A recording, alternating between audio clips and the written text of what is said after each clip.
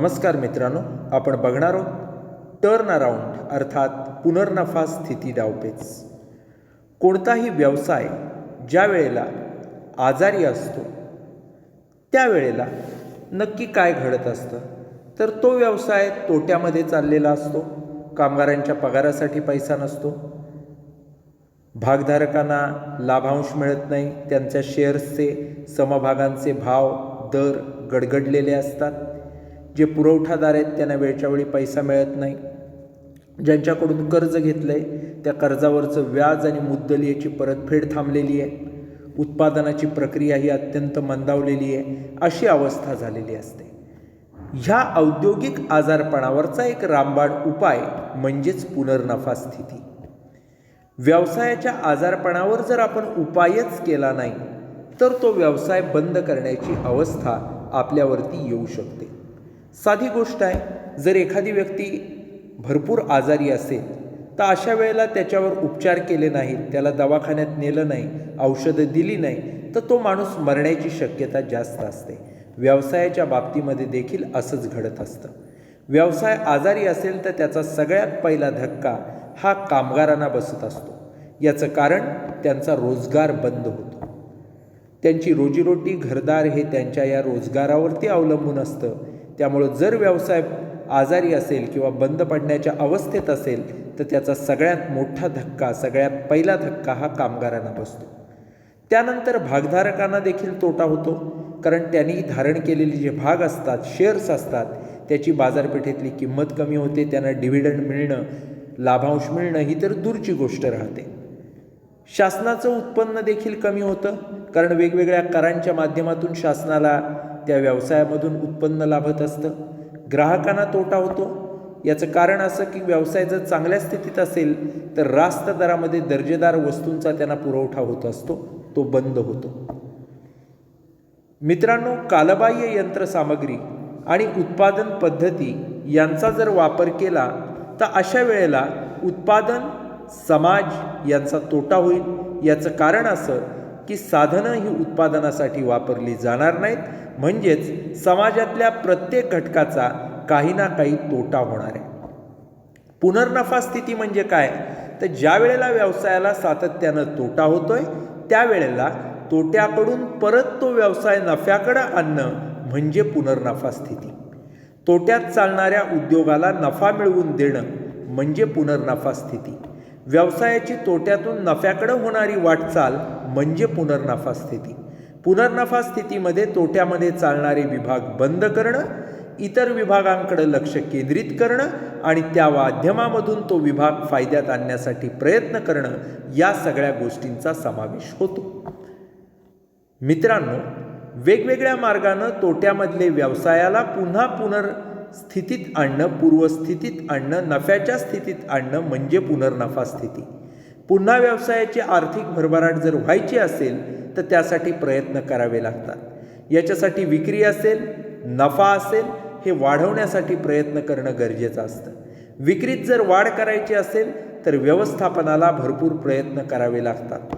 याच्यामध्ये उत्पादनाचा आराखडा असेल, उत्पादनाची पद्धत असेल, व्यवस्थापनाची पद्धत असेल, विपणन असेल, अशा अनेक गोष्टींचा विचार करावा लागतो, त्याच्यावरती काम करावं लागतं. आणि हे जेव्हा घडतं तेव्हा कोणताही व्यवसाय हा नफ्यामध्ये पुन्हा येऊ शकतो किंवा पुनर्नफा स्थितीत येऊ शकतो. मित्रांनो, पुनर्नफा स्थिती डावपेच असं आपण ज्या वेळेला म्हणतो त्यावेळी त्याची व्याख्या काय आहे, तर ज्येष्ठ व्यवस्थापन तज्ज्ञ कोलिन यांनी असं म्हटलंय की तोट्यातील व्यवसायाचं रूपांतर नफा मिळवणाऱ्या व्यवसायात करणं म्हणजे पुनर्नफा स्थिती. त्याचप्रमाणे दुसरी व्याख्या जर करायची झाली तर आपण असं म्हणू शकतो, पुनर्नफा हे अशा प्रकारचं व्यवस्थापन आहे की ज्याच्यामध्ये अंतर्गत व्यवस्थापनातल्या घटकांचा, साधनांचा योग्यपणानं वापर करून आजारी उद्योगाला पुनर्नफा स्थितीत आणण्याची आव्हानात्मक भूमिका पार पाडली जाते. त्याचप्रमाणे आपण असं म्हणू शकतो की तोट्यातल्या व्यवसायाला युटर्न घेऊन पुन्हा योग्य मार्गावर आणण्याचा प्रयत्न म्हणजे पुनर्नफा स्थिती. आपण असंही म्हणू शकतो की अकार्यक्षम, तोट्यात चालत असलेल्या व्यवसाय संस्थेला प्रगतीपथावर आणणं, नफा मिळवून देणं, याच्यासाठी करावी लागणारी स्ट्रॅटेजी किंवा कृती योजना म्हणजे पुनर्नफा स्थिती. मित्रांनो, या वेगवेगळ्या व्याख्यांवरनं पुनर्नफा स्थितीची काही वैशिष्ट्ये आपल्या लक्षात येतात. पैकी पहिलं वैशिष्ट्य असतं ते म्हणजे पुनर्रचना.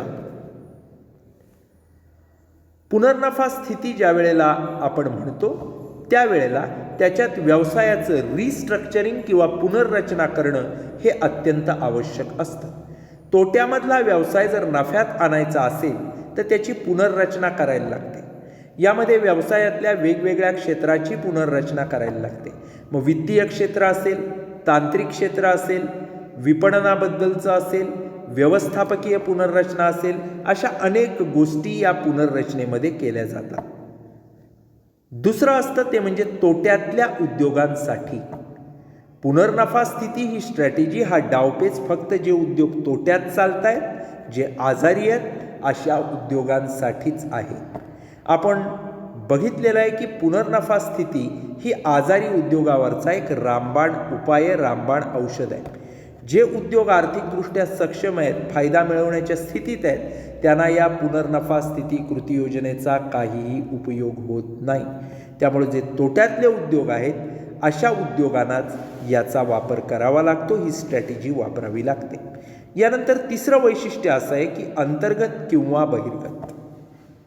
पुनर्नफा स्थिती कृती योजना ज्यावेळी आपण वापरतो त्यावेळेला ती एकतर अंतर्गत वापरायची किंवा बहिर्गत वापरायची.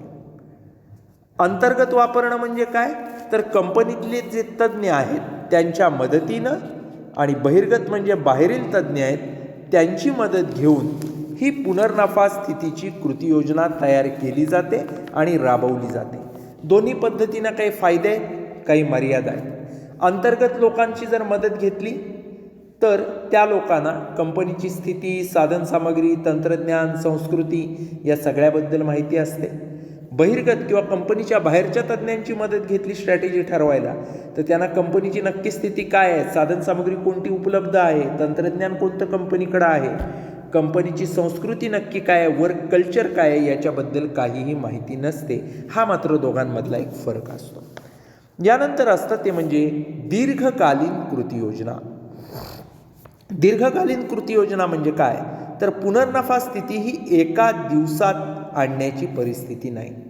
त्याच्यासाठी 2 ते 3 वर्षाचा कालावधी लागू शकतो. उत्पादन असेल, विक्री असेल, यामध्ये मोठ्या प्रमाणात आपल्याला बदल करावा लागतो. ज्याला बाजारात मागणी नाही अशी उत्पादनं बंद करावी लागतात. ज्याला चांगली मागणी आहे असं उत्पादन वाढवावं लागतं. त्याची जाहिरातीवर खर्च करावा लागतो, क्वालिटीवर लक्ष ठेवावं लागतं. हे सगळं करायचं तर ती एक लॉंग टर्म स्ट्रॅटेजी आहे, दीर्घकालीन कृती योजना आहे. 2-3 वर्षाचा काळ त्याला द्यावा लागतो. मनात आला आणि लगेच 4 दिवसात 8 दिवसात पुनर्नफा स्थितीत व्यवसाय आला असं होऊ शकत नाही. यानंतर असतं ते म्हणजे कृती योजना नियोजन. एखाद्या व्यवसायाला पुनर्नफा स्थितीत जर आपल्याला आणायचं असेल तर योग्य अशा प्रकारच्या कृती योजना नियोजन करण्याची गरज असते. वेगवेगळ्या प्रक्रियांचं आपल्याला पुनर्नियोजन करावं लागतं, त्यामध्ये बदल करावे लागतात, कृती योजना तयार करावी लागते. उद्योग जर पुनर्नफा स्थितीत आणायचा असेल तर मोठ्या प्रमाणावर वेळेची, काळाची गरज असते. त्यामुळं ज्यावेळी आपण म्हणतो कृती योजना नियोजन, त्यावेळेला नक्की कोणत्या स्ट्रॅटेजी वापरायच्या, त्या कशा अंमलात आणायच्या, किती कालावधीसाठी आहे, या सगळ्याचा विचार करून नियोजन करून त्याची अंमलबजावणी ही करायची असते. आणि ही दीर्घकाळात होणारी गोष्ट आहे, अल्प काळात लवकर लगेच होणारी गोष्ट नाही. याच्यानंतर असतं ते म्हणजे साधनसामग्रीचा सुयोग्य वापर. उपलब्ध साधनसामग्री ज्याच्यामध्ये कच्चा माल असतो, यंत्रसामग्री असते, कामगार असतात, भांडवल असतं, यांचा जास्तीत जास्त कार्यक्षमतेनं योग्य प्रकारे वापर करून नफा वाढवायला प्रयत्न केला जातो. एखादा उद्योग तोट्यात कधी जातो तर त्या उद्योगाला त्याच्याकडची उपलब्ध साधनसामग्री योग्य प्रकारे वापरता येत नसेल तर. भांडवल प्रचंड आहे पण त्या सगळ्या भांडवलाचा योग्य वापरच होत नाही, बरंचसं भांडवल पडून आहे तोट्यात जाणार नाही तर काय. कामगार भरपूर आहेत पण त्यांना पूर्ण वेळ योग्य प्रकारे आपण कामच देत नाही, बसून पगार देतोय आपण त्यांना, व्यवसाय तोट्यातच जाईल. यंत्रसामग्री आहे, त्याची क्षमता भरपूर आहे, आपण 50% वापरत नाही, व्यवसाय तोट्यात जाईल. कच्चा माल बराचसा साठा करून राहतोय, कधी साठा संपला की 2-4 दिवस प्रोडक्शन बंदच ठेवावं लागते, अशी स्थिती आहे, नक्कीच तोट्यात जाईल. त्यामुळं आपली जी साधनसामग्री आहे, ज्यामध्ये कच्चा माल असेल, यंत्रसामग्री असेल, कामगार असेल, भांडवल असेल, याचा योग्य प्रमाणात पुरेपूर वापर पूर्ण कार्यक्षमतेनं आपण जर करत असू तर अशा वेळेला आपल्याला कोणत्याही प्रकारची अडचण येणार नाही आणि आपला व्यवसाय तोट्यात जाणार नाही. यानंतर असतं ते म्हणजे कायमस्वरूपी बदल, ज्याला आपण परमनंट इफेक्ट म्हणतो. पुनर्नफा स्थिती आणायची असेल तर उद्योगाला त्याच्या काही रचना या बदलाव्या लागतात. हे बदल कायमस्वरूपी असतात. कंपनी जर जुन्या पद्धती कायमस्वरूपी बंद करत असेल तर ती पुन्हा नफ्यात येण्याचे चान्सेस जास्त असतात. उदाहरणच द्यायचं झालं तर एखादी कंपनी भांडवलप्रधान तंत्रज्ञान वापरत असेल तर अशी कंपनी श्रमप्रधान किंवा कामगारप्रधान तंत्रज्ञान वापरेल. ही झाली कायमस्वरूपी बदल. या उलट एखादी कंपनी भांडवलप्रधान तंत्रज्ञान वापरत असेल तर ती श्रमप्रधान तंत्रज्ञान वापरते. या उलट कंपनी श्रमप्रधान तंत्रज्ञान सोडून भांडवलप्रधान तंत्रज्ञान वापरेल, मानवी श्रमाऐवजी यंत्राचा जास्त वापर करेल. हे कायमस्वरूपी बदल आहे. यामुळं कंपनी पुन्हा नफ्यात येऊ शकते. यानंतर असतं ते म्हणजे सहकार्याची गरज. ज्या वेळेला पुनर्नफा स्थिती आपल्याला यशस्वी करायची असते त्यावेळेला सगळ्या घटकांचं सहकार्य मिळणं गरजेचं असतं. सर्वात महत्त्वाचा घटक असतो तो म्हणजे कामगार. कामगारांचं सहकार्य, कार्यक्षमपणे सहभाग हे जर असेल तर पुनर्नफा स्थिती यशस्वी होऊ शकते. कामगारांचं सहकार्य नसेल, त्यांनी कंपनीच्या कामात कार्यक्षमपणे भाग घेतला नाही तर अशा वेळेला ती कंपनी पुनर्नफा स्थितीत येऊ शकणार नाही. पुनर्नफा स्थिती कृती योजना ही लॉंग टर्म दीर्घकालीन असते. त्यामुळं कर्मचाऱ्यांकडून काम करून घ्यावं लागतं. इतर घटकांचं सहकार्य अपेक्षित असतं. मग त्यामध्ये भागधारक असतील, वित्त संस्था असतील, पुरवठादार असतील, व्यवस्थापक असतील, या सगळ्यांचं सहकार्य मिळणं गरजेचं असतं. यानंतर असतं ते म्हणजे पैशाची गरज. व्यवसाय संस्थेची पुनर्रचना करून पुनर्नफा स्थिती प्राप्त होऊ शकते. संघटनेची पुनर्रचना जर करायची असेल तर मोठ्या प्रमाणावर पैसा गरजेचा असतो. ज्या संस्थेकडे निधी उपलब्ध नाही अशा संस्थांना पुनर्नफा स्थिती योजना आखणं हे शक्य होत नाही. त्यामुळं पुनर्नफा स्थिती जर आपल्याला गाठायची असेल तर मोठ्या प्रमाणावर पैसा हा आपल्याकडं उपलब्ध असला पाहिजे. पैसा असेल तरच वेगवेगळ्या स्ट्रॅटेजी आपण राबवू शकतो. त्यासाठी आवश्यक यंत्रसामग्री, कामगार, तंत्रज्ञान आपण आणू शकतो. त्यामुळं पुनर्नफा स्थितीचा डावपेच जर यशस्वी करायचा असेल तर वित्त किंवा पैसा उपलब्ध असणं हे गरजेचं असतं.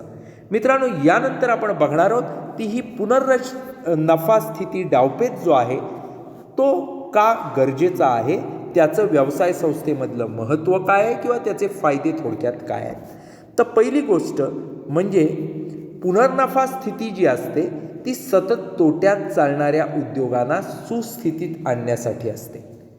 जर ही पुनर्नफा स्थिती कृती योजना आपण राबवली नाही तर तो उद्योग बंद करण्याची वेळ येऊ शकते. काय असतात याचे फायदे, का असते याची गरज? तर पहिली गोष्ट म्हणजे नफ्यात घट. एखाद्या कंपनीचा नफा फायदा दरवर्षी जर कमी होत असेल, घटत असेल आणि नंतर तोटा झाला तर कंपनीचं त्वरित पुनर्नफा स्थिती प्रक्रिया करणं गरजेचं असतं. कंपनीनं जर हे केलं नाही तर कंपनी बंद करायची वेळ ही येऊ शकते. दुसरं असतं ते म्हणजे नकारात्मक पैशाचा ओघ. विक्री कमी होत असते, त्यामुळं जे येणारे पैसे असतात, कॅश फ्लो असतो विक्रीमधून, तो कमी होतो. जाणाऱ्या पैशाचा ओघ हा याच्या उलट होतो, वाढत असतो. कारण उत्पादनाचा असेल किंवा इतर खर्च असतील हे मात्र वाढतच असतात. त्यामुळं पैशाचा ओघ हा नकारात्मक असतो. थोडक्यात येणाऱ्या पैशापेक्षा जाणारा पैसा जास्त असतो. 10,000 रुपये येत असतील तर 15,000 रुपये जात असतात. येण्यापेक्षा देणी वाढत असतात. त्यामुळं कंपनी ही आजारपणाकडे झुकलेली असते. अशा वेळेला त्वरित लगेच पुनर्नफा स्थितीचा डावपेच जर आपण वापरला तर आपला व्यवसाय पुन्हा नफ्यात येऊ शकतो. यानंतर असतं ते म्हणजे विक्रीत घट. विक्रीमध्ये सतत घट होत असेल तर याचा अर्थ ग्राहकांनी आपली वस्तू नाकारले असा होऊ शकतो. लगेच ही गोष्ट आपल्या लक्षात आली पाहिजे आणि ती गोष्ट लक्षात घेऊन पुनर्नफा स्थितीत आणायला पुनर्रचना व्यवसायाची केली पाहिजे. का ग्राहकांनी आपली वस्तू नाकारले, का त्यांना ती आवडत नाही याचं कारण शोधून त्याच्यावर योग्य उपाययोजना करणं हे गरजेचं असतं. यानंतर असतं ते म्हणजे कार्यक्षमतेचा कमी वापर. कंपनीच्या कार्यक्षमतेचा पूर्णपणे वापर जर होत नसेल तर कंपनीच्या नफ्यात घट होत असते. अशा वेळेला पुनर्नफा स्थिती प्रक्रिया करणं गरजेचं असतं. समजा एखाद्या उद्योगाची क्षमता ही वर्षाला 10 लाख टन सिमेंट उत्पादन करण्याची असेल, परंतु वर्षभरामध्ये त्यांनी केवळ 7 लाख टन सिमेंटचंच उत्पादन केलं, तर अशावेळी 10 लाख वजा 7 लाख म्हणजे 3 लाख टन सिमेंटची कार्यक्षमता असून पण आपण वापरली नाही. म्हणजेच कमी कार्यक्षमतेनं आपण उत्पादन केलं. कारण हेच होतं की त्याला ग्राहक मिळत नव्हता, मागणीच नव्हती, तर कशाला उत्पादन करायचं. पण हे जेव्हा आपण केलं तेव्हा अशा वेळेला आपल्याला काय करणं गरजेचं होतं, तर आपल्याला जो ती यंत्रसामग्री होती, उत्पादन क्षमता होती, तेवढ्यावरचा खर्च जो होता तो करावाच लागत होता. उद्योग तोट्यात चालला. ही घडलेली घटना आहे. जे.के. उदयपूर नावाचा एक सिमेंट उत्पादक होता. या उत्पादकानं त्यांची 10 लाख टन मी सांगितल्याप्रमाणे सिमेंट उत्पादनाची क्षमता होती, मात्र मागणीच नसल्यामुळे तेवढं उत्पादन ते करू शकले नाहीत. कमी कार्यक्षमतेनं त्यांना उत्पादन करावं लागलं. आणि एक वेळ अशी आली की लक्ष्मी सिमेंट नावाची एक कंपनी होती जी नफ्यात होती, त्यांच्यात त्यांना त्यांची कंपनी विलीन करावी लागली. त्यामुळं कार्यक्षमता जर कमी वापरली तर आपला उद्योग बंद होण्याची, कुठंतरी विलीन करण्याची शक्यता असते. त्यामुळं आपल्याला जर कमी कार्यक्षमतेनं वापर होतोय असं दिसलं की लगेचच्या लगेच आपला पुनर्नफा स्थिती डावपेच तिथं वापरणं गरजेचं असतं. त्यानंतर असतं ते म्हणजे अयोग्य देखरेख. औद्योगिक संस्थांना नियमितपणानं योग्य देखरेखीची गरज असते. योग्य देखरेख जर आपण ठेवली नाही तर त्याचा उत्पादन प्रक्रियेवरती अत्यंत वाईट असा परिणाम होतो. अशा प्रकारचा उत्पादनावरचा वाईट परिणाम जर आपल्याला टाळायचा असेल तर पुनर्नफा स्थिती गरजेची आहे. आपल्याला माहीत आहे की मुंबईमध्ये काही वर्षांपूर्वी मोठ्या प्रमाणावर कापड उद्योग होता. या कापड उद्योगाची योग्य देखरेख झाली नाही. आज कापड उद्योगाचं जे अस्तित्व मुंबईमधलं आहे ते जवळपास नगण्य झालेलं आहे. याचं कारण देखरेख योग्य प्रकारे ठेवली गेली नाही, योग्य मेंटेनन्स झाला नाही. याच्यानंतर असतं ते म्हणजे साठा वाढणं, इन्व्हेंटरी पाईलअप. उत्पादित वस्तूंचा गोडाऊनमध्ये जो आपण साठा करून ठेवतो तो जर वाढत असेल तर अशा वेळेला आपल्या लक्षात आलं पाहिजे की आपली विक्री कमी होते, कारण ग्राहकाला आपलं उत्पादन कदाचित पसंत नाही आहे.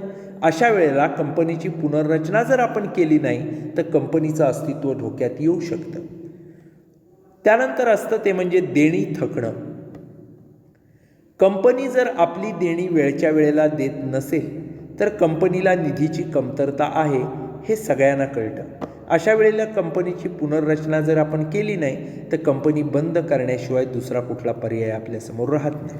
त्यानंतर असतं ते म्हणजे कामगारांची प्रचंड उलाढाल, हाय लेबर टर्नओव्हर. कंपनीमध्ये जर कामगारांची मोठ्या प्रमाणावर उलाढाल होत असेल तर कामगारांचा कंपनीवरचा विश्वास कमी झाला आहे असं आपण म्हणू शकतो. कंपनीची कामगारविषयक धोरणं जर कामगारांना पसंत नसतील तर ते कंपनी सोडून जाण्याची शक्यता जास्त असते. वेळच्या वेळी पगार न मिळणं, बढतीची धोरणं योग्य नसतं, कामगारांना नुकसान भरपाई न मिळणं, अशा जर गोष्टी झाल्या तर ते कंपनी सोडून जाण्याची शक्यता जास्त असते. अशा वेळेला जेव्हा आपल्याला कामगारांचा टर्नओव्हर उलाढाल जास्त हे लक्षात येतं त्याच वेळी आपण पुनर्नफा स्थिती डावपेच वापरायला पाहिजे हे आपल्या लक्षात आलं पाहिजे आणि तो डावपेच आपण वापरला पाहिजे. यानंतर असतं ते म्हणजे भागांच्या किमतीत घसरण. कंपनीच्या भागांची बाजारपेठेत सतत खरेदी विक्री होत असते, ओपन मार्केटमध्ये. अशा वेळेला जर आपल्या कंपनीच्या भागांची किंमत बाजारात सतत कमी होत असेल तर कंपनीनं हे लक्षात घेतलं पाहिजे की आपली कार्यक्षमता कमी झाली आहे, आपला नफा कमी झाला आहे, लोकांमधली आपली इमेज कमी झाली आहे. अशा वेळेला लगोलग पुनर्नफा स्थिती वापरून आपण पुन्हा कसं फायद्यात येता येईल हे कंपनीनं बघितलं पाहिजे. मित्रांनो, याच्यानंतरचं जो भाग आहे तो म्हणजे यशस्वी पुनर्नफा स्थिती डावपेच. याच्यामध्ये कोणते घटक असतात? तर प्रामुख्यानं तुम्ही जर स्लाईडमध्ये बघितला तर व्यवस्थापनात बदल करणं, नेतृत्व निर्मिती करणं, निधीची उपलब्धता करणं, कामगारांचं सहकार्य, योग्य नियोजन आणि अंमलबजावणी, विपणन धोरण, स्पर्धा, व्यवसायाची सफल क्षमता असे घटक याच्यामध्ये प्रामुख्यानं असतात. मित्रांनो, आता हे घटक एक एक आपण बघूयात. योग्य नियोजन, कामगार भागधारकांचं सहकार्य या गोष्टी जर व्यवस्थित असतील तर पुनर्नफा स्थिती कृती योजना ही यशस्वी होऊ शकते. याच्यासाठी काही घटक गरजेचे असतात. पहिला असतो तो म्हणजे व्यवस्थापनात बदल करणं. अकार्यक्षम आणि अयोग्य व्यवस्थापन हेच व्यवसायाच्या अयशस्वीतेचं कारण आहे. कंपनीला तोटा होणाऱ्या परिस्थितीमध्ये सध्याचे अस्तित्वात असलेलं व्यवस्थापन आहे ते जबाबदार असतं. तशी जबाबदारी या व्यवस्थापनानं स्वीकारली पाहिजे. व्यवसायाला पूर्वपदावर जर आणायचं असेल तर व्यवस्थापनात बदल केला पाहिजे. व्यवस्थापनामधल्या पूर्वीच्या व्यक्तींच्या जागी नवीन व्यक्ती नेमल्या पाहिजेत. नेमण्यात येणाऱ्या नवीन व्यक्ती या प्रशिक्षित असल्या पाहिजेत, अनुभवी असल्या पाहिजेत, कार्यक्षम असल्या पाहिजेत. तर आणि तरच कंपनीला धोक्याच्या परिस्थितीतून बाहेर काढणं हे शक्य होतं. दुसरं असतं ते म्हणजे नेतृत्व निर्मिती. चांगलं नेतृत्व जर असेल तरच ते कंपनीला यशस्वी करू शकतं. कंपनीला कशाची गरज आहे, पर्यावरणामधल्या कोणत्या घटकांचा फायदा कंपनी करून घेऊ शकते, कंपनीला धोक्यातून सावरायचं असेल तर कशा प्रकारचं नेतृत्व गरजेचं आहे, चांगले प्रशिक्षित कामगार, कार्यक्षम कामगार, अधिकारी यांची फौज कशा प्रकारे तयार करायची, हे सगळं नवं उमदं नेतृत्व कंपनीला पुरवू शकतं. त्यामुळं नव्या उमद्या नेतृत्वाची तयारी होणं हे देखील गरजेचं असतं. त्यानंतर असतं ते म्हणजे निधीची उपलब्धता. प्रत्येक व्यवसायाला व्यवसायाचा विकास करायचा असेल तर योग्य प्रकारे निधी असला पाहिजे. व्यवसायाला स्थिर आणि खेळतं भांडवल गरजेचं असतं. नवीन तंत्रज्ञान घ्यायचं, यंत्रसामग्री घ्यायचे, याच्यासाठी मोठ्या प्रमाणात स्थिर भांडवलाची गरज असते. कामगारांचे पगार द्यायचे, क्रेडिटर्सची देणी द्यायचे, याच्यासाठी मोठ्या प्रमाणात खेळतं भांडवल गरजेचं असतं. त्यामुळं कंपनीला जे स्थिर आणि खेळतं भांडवल लागणार आहे ते भांडवल योग्य प्रकारे उपलब्ध आहे किंवा नाही हे बघणं, निधी उपलब्ध आहे की नाही पाहणं, हे यशस्वी पुनर्रचना स्थिती डावपेचाचा एक महत्त्वाचा भाग आहे. त्यानंतर असतं ते म्हणजे कामगारांचं सहकार्य. व्यवसायाच्या उत्पादन प्रक्रियेमधलं महत्त्वाचं स्थान हे कामगारांचं आहे. कंपनीला तो धोक्यातनं बाहेर काढायचं असेल तर कामगार वर्ग, अधिकारी वर्ग यांचं सहकार्य गरजेचं असतं. उत्पादन प्रक्रियेमध्ये बदल करता येतो. बदल केले तर कंपनी धोक्यातनं बाहेर येऊ शकते आणि हे सगळं कामगारांच्या सहकार्यामुळेच शक्य होतं. त्यानंतर असतं ते म्हणजे योग्य नियोजन आणि अंमलबजावणी. योग्य नियोजन नसेल तर संघटनेतल्या लोकांच्या कार्यक्षमतेवर परिणाम होतो. योग्य नियोजन आणि त्याची अंमलबजावणी जर व्यवस्थित केलेली असेल तर व्यवसाय धोक्यामधनं सहज बाहेर येऊ शकतो. यशस्वीरित्या व्यवसाय पूर्वपदावर आणायचा असेल तर योग्य प्रकारचं नियोजन केलं पाहिजे, त्याची व्यवस्थित अंमलबजावणी केली पाहिजे, तरच हे शक्य आहे. त्यानंतर असतं ते म्हणजे विपणन धोरण, मार्केटिंग पॉलिसी. बाजारपेठेमध्ये कोणत्या वस्तूला मागणी आहे, ग्राहकांच्या आवडीनिवडी काय आहेत, पर्यावरणाचे घटक कोणते आहेत, या सगळ्याचा अभ्यास जर करायचा असेल तर त्याच्यासाठी बाजारपेठेचं सर्वेक्षण करावं लागतं. बाजारपेठेचं सर्वेक्षण केल्यानंतर त्याच्यानुसार व्यवसायाची विपणनाबद्दलची धोरणं ठरवावी लागतात आणि जर गरज असेल तर त्याच्याप्रमाणे उत्पादनात बदल करावे लागतात. यानंतर असतं ते म्हणजे स्पर्धा. आपल्या वस्तूला बाजारपेठेत किती स्पर्धक आहेत, त्यांचं विपणनाबद्दलचं धोरण कसं आहे, याचा अभ्यास करून मग आपलं धोरण जाहीर करावं. तसंच आपल्या वस्तूला बाजारपेठेत मागणी यावी याच्यासाठी जाहिरातीसारखे विक्रय वृद्धीसारखे प्रयत्न करावे. हे सगळं जर आपण केलं तर स्पर्धेत आपण टिकून राहू शकतो. त्यानंतर असतं ती म्हणजे व्यवसायाची सफल क्षमता. मित्रांनो, व्यवसायाची सफल क्षमता म्हणजे काय? तर हे जे सगळे घटक आपण बघितले, व्यवस्थापनात बदल असेल, नेतृत्व निर्मिती असेल, निधी असेल, कामगार असतील, नियोजन अंमलबजावणी असेल, विपणन असेल, स्पर्धा असेल, या घटकानंतर एक सगळ्यात महत्त्वाचा घटक आपण जो विचारात घ्यावा लागतो तो म्हणजे व्यवसायाची सफल क्षमता कशी आहे. जो व्यवसाय तोट्यातून नफ्यात येऊ शकेल त्याचाच विचार पुनर्नफा स्थितीसाठी केला पाहिजे. ज्या व्यवसायानं स्वतःचं अस्तित्वच ठेवलं नाही त्याचा विचार आपण करू शकत नाही. त्याच्यासाठी प्रयत्न करणे अयोग्य आहे. त्यामुळं खरंच जो व्यवसाय पुन्हा नफ्यात येण्याची शक्यता आहे, जिथं योग्य यंत्रसामग्री आहे, योग्य कामगार आहेत, कधी ना कधी नीट जाहिरात केली, नीट ग्राहकापर्यंत पोचलं तर मागणी वाढू शकते, असा व्यवसाय आपण पुनर्नफा स्थितीत यायला प्रयत्न केले पाहिजे. ज्या व्यवसायाचं कॅलिबरच नाही आहे, जो पुन्हा नफ्यात येऊच शकत नाही याची आपल्याला गॅरंटी आहे, असा व्यवसाय पुन्हा नफ्यात आणण्यासाठी उगाच प्रयत्न करणं म्हणजे आणखी तोट्यात जाणं किंवा पैसे वाया घालवणं असतं. मित्रांनो, या ठिकाणी आपण बघितलं की पुनर्नफा स्थिती डावपेच म्हणजे नक्की काय आहे, पुनर्नफा स्थिती डावपेचाची व्याख्या कोणती, त्याची वैशिष्ट्य काय, काय गरज आहे या पुनर्नफा स्थिती डावपेचाची, त्याचप्रमाणे पुनर्नफा स्थिती डावपेचामध्ये वेगवेगळ्या कोणत्या घटकांचा समावेश होतो त्याचा देखील आपण आढावा घेतला. या ठिकाणी आपण थांबूयात. धन्यवाद.